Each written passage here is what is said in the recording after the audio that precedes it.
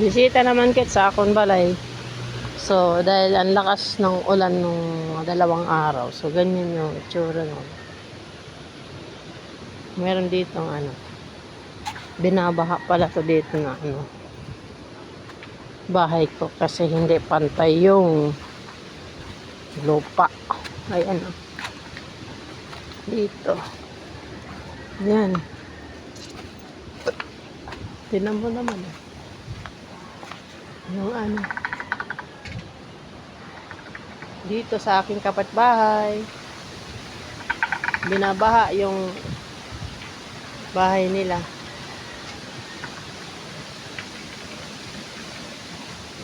Kailan ko kaya ito mapaalad dito. Magpapaalad tayo dito.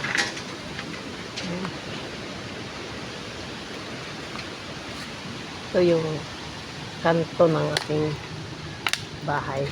Whoops.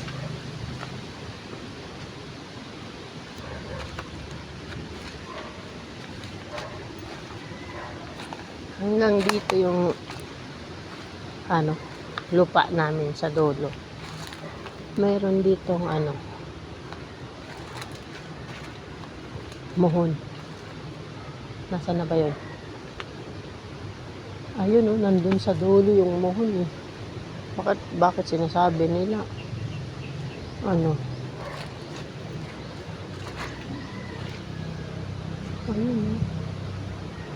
doon kaya yun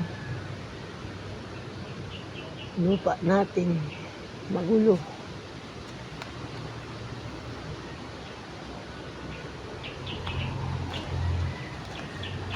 Yun diba?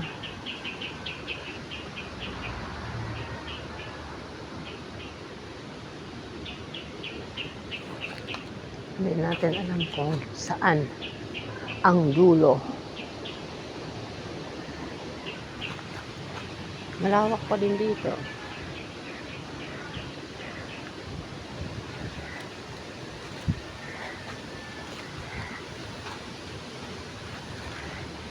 Malaki-laki pang tambakan.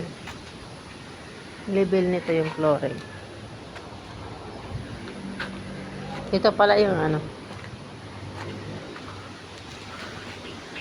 ito lang yung nalagyan ng tinambak. Yung isang araw na paghahakot namin. Isang cubicle lang. Marami pa sana doon kaso lang mahirap yung magakot. Ayun